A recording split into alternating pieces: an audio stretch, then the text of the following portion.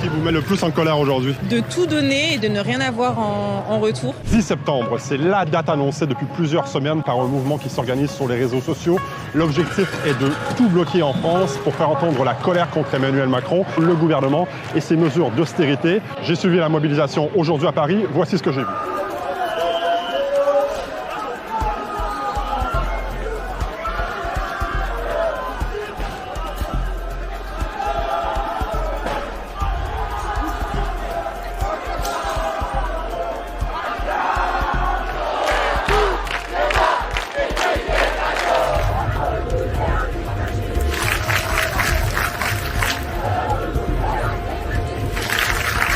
Ça n'a plus aucun sens. Il faut que le Premier ministre s'en aille, mais il faut surtout que le Président de la République, lui, s'en aille, parce que c'est lui le responsable de tout ça.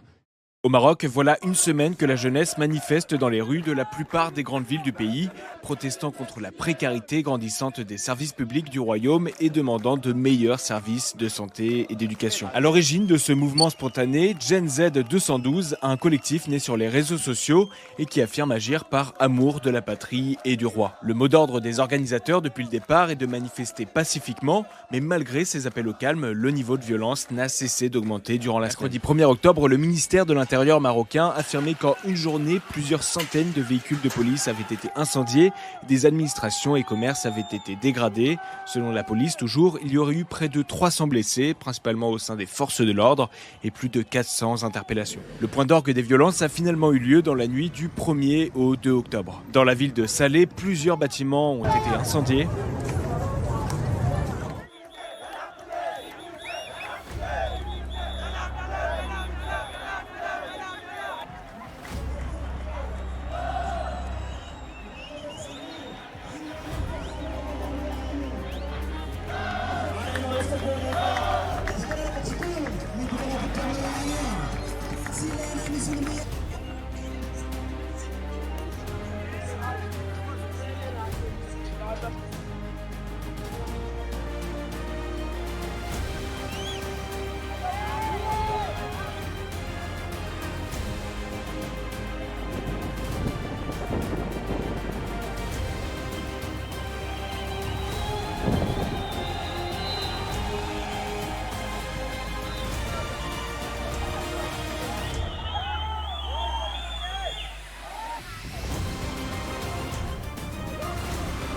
Des colonnes de fumée montent dans le ciel de Katmandou. Les étudiants sont de nouveau mobilisés, allumant de nombreux feux.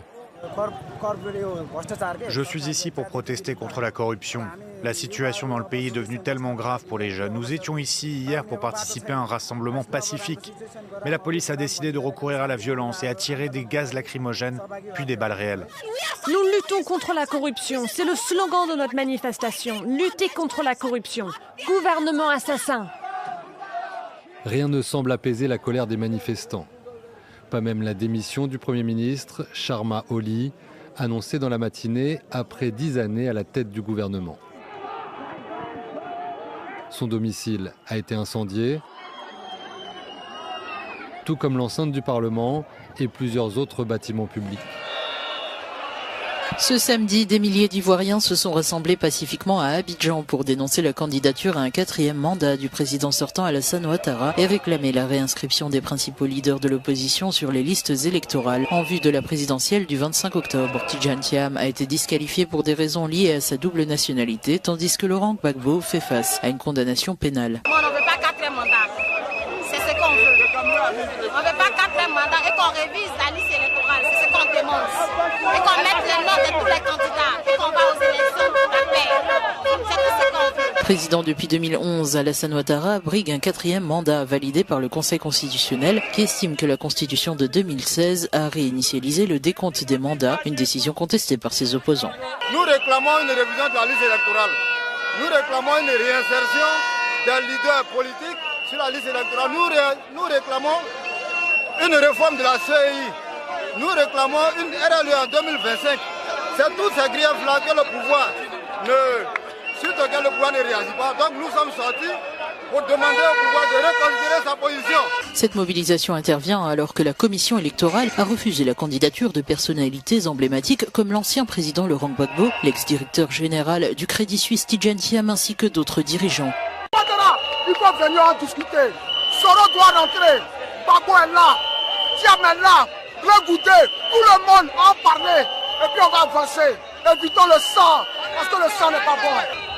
Cette manifestation pacifique marque une étape importante dans la contestation d'un scrutin qui s'annonce sous haute tension. La raison des manifestations violentes qui embrasent le pays depuis plusieurs jours, on vous explique.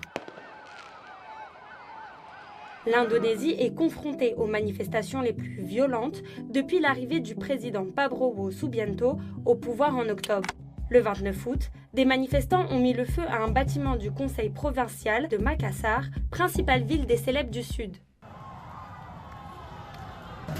Le lendemain, plusieurs manifestants ont également tenté d'atteindre le Parlement et le palais présidentiel. Les Indonésiens dénoncent depuis une semaine dans la rue les difficultés économiques et la corruption. L'annonce des salaires et des privilèges accordés aux députés a mis le feu aux poudres, notamment celle d'une allocation logement de 50 millions de roupies en plus de leur salaire, ce qui correspond à près de 10 fois le salaire minimum à Jakarta.